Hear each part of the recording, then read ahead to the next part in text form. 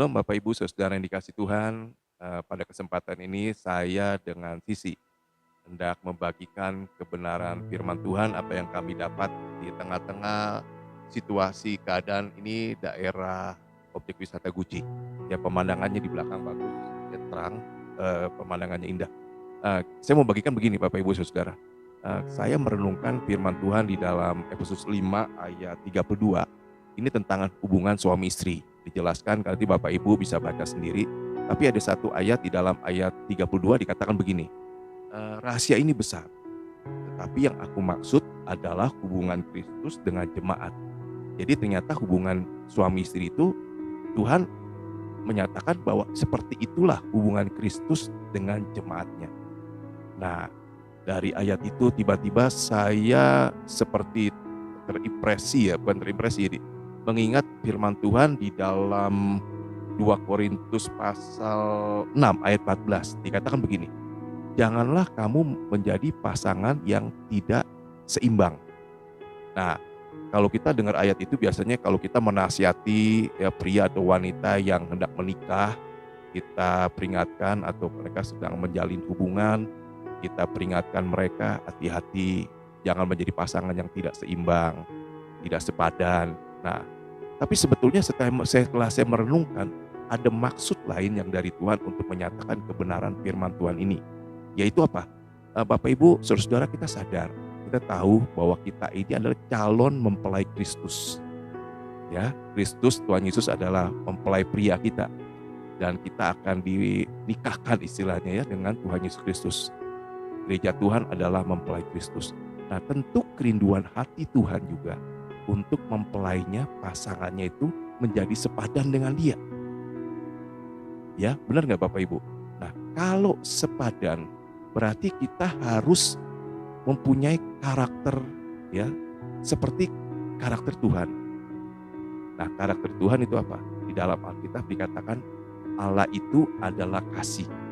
Dia tentu menginginkan mempelainya yaitu mempunyai sifat atau karakter kasih. Tentu saja di sini yang dimaksud adalah kasih agape, kasih Allah sendiri.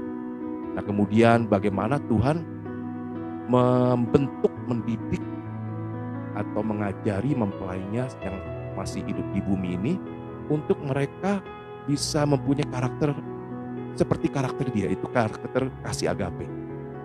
Tidak ada lain cara Bapak Ibu Saudara kalau kita baca firman Tuhan bahwa melalui pergumulan-pergumulan, melalui pencobaan-pencobaan, melalui penderitaan-penderitaan, masalah-masalah yang diizinkan Tuhan terjadi di dalam hidup kita selama di bumi ini. Sebetulnya dengan satu tujuan, agar melalui peristiwa-peristiwa yang Tuhan izinkan terjadi dalam kehidupan kita, Dia menghendaki kita memberikan respon yang benar, yaitu apa?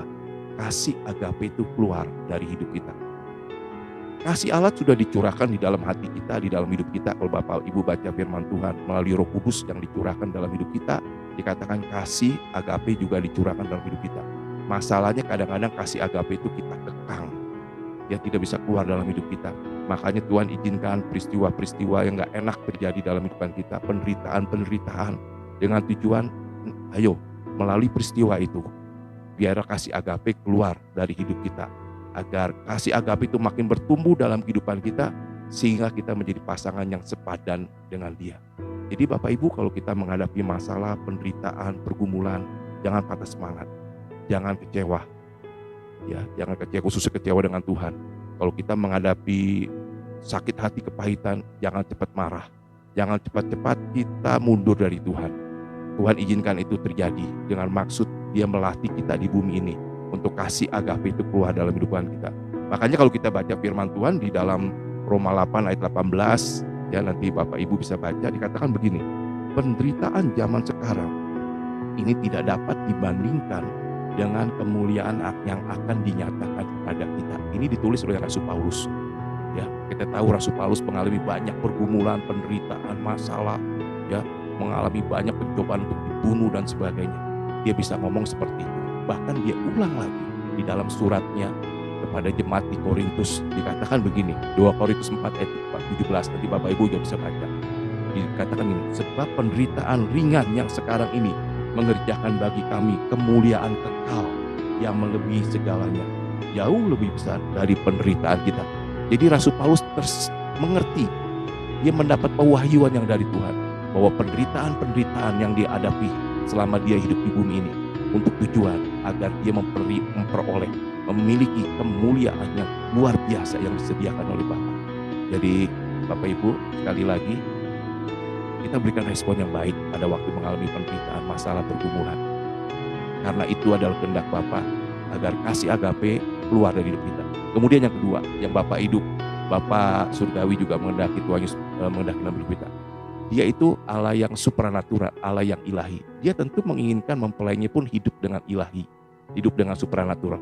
Makanya Roh Kudus dicurahkan di dalam hidup kita dengan tujuan agar kita belajar di bumi ini hidup secara ilahi, hidup secara supranatural sesuai dengan sifat dan karakter Allah. Mari kita juga belajar melangkah, melibatkan Allah Roh Kudus dalam hidup kita agar kita bisa berjalan dengan supranatural, dengan ilahi. Peristiwa boleh terjadi dalam kehidupan kita, penderitaan, masalah boleh. Kita latih agar yang supranatural, yang ilahi melalui Roh Kudus itu keluar di dalam kehidupan kita.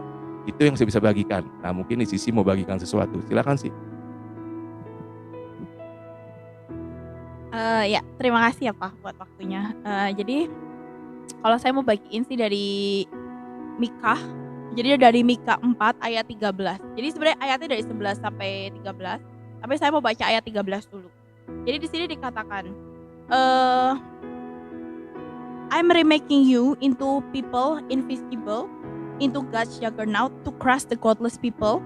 You'll bring their plunder as holy offerings to God, their wealth to the master of the earth.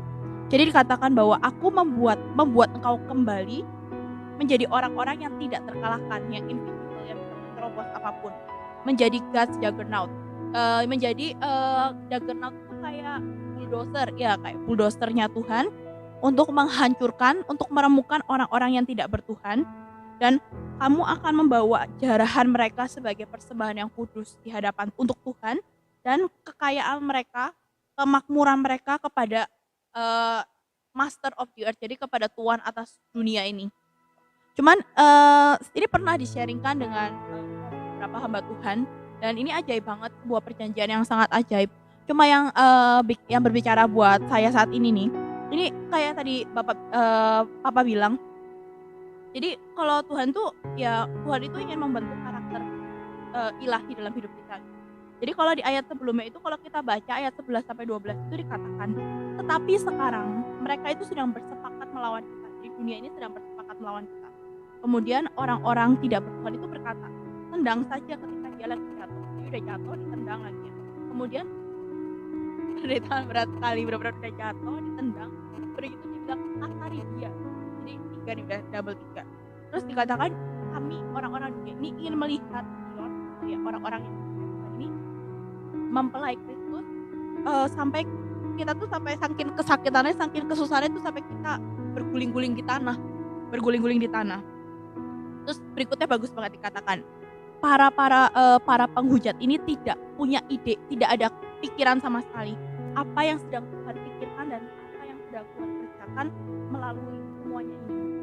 Mereka tidak tahu bahwa saat ini nih, proses yang sakit menyakitkan itu sebenarnya adalah pembuatan dari God people. Jadi orang-orang yang dikhususkan Tuhan, umat-umat Tuhan, bahwa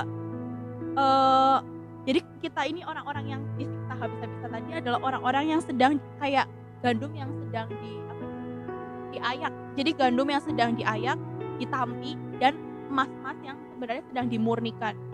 Jadi pas saya baca ayat ini tuh ada yang bicara, ada impresi di hati saya gitu. Betapa Tuhan tuh ajaib banget, Pak. Yang bikin saya merasa Tuhan itu ajaib, yang membuat saya merasa Tuhan tuh ajaib karena gini loh. Keadaannya sekitar itu seakan-akan iblis sedang mencobai kita. Karena dikatakan tendang dia ketika dia lagi jatuh. Jadi itu udah jatuh, ditendang lagi. Kemudian dunia masih mengasari lagi gitu loh, masih nyiksa lagi gitu.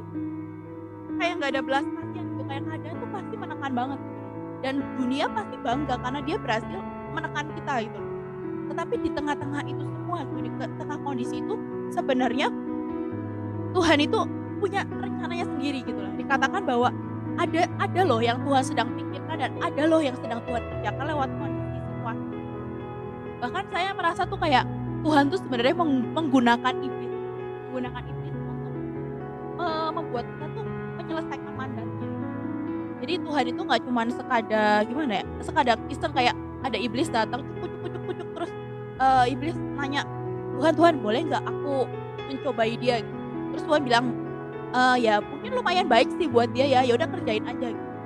Tapi saya ngerasa nggak kayak gitu loh prosesnya. Justru Tuhan tuh melihat kondisi hidup kita dan Tuhan punya tahu ada rencana ajaib yang Dia punya dalam hidup kita. Dan Tuhan itu bahkan menggunakan iblis. Makanya kalau di Ayub kita baca Ayub, pertama Tuhan tuh yang ngomong dulu gitu loh. Kayak maksudnya please kamu tahu gak hambaku Ayub kan? Prosesnya jadi kayak Tuhan tuh ada semi menggunakan iblis untuk membuat kita itu jadi masih hidup. Buat saya tuh mengagumkan sih. Bahkan nggak sekadar Tuhan ingin kita hidup baik, hidup makmur, hidup berlimpah gitu. Tapi di sini dikatakan Tuhan itu mau membuat kita jadi people invisible, jadi invisible, jadi orang-orang yang tidak terkalahkan. Yang Tuhan tuh bahkan mau menjadikan kita tuh kayak bulldozer-nya Tuhan yang menghancurkan orang-orang yang nggak percaya Tuhan.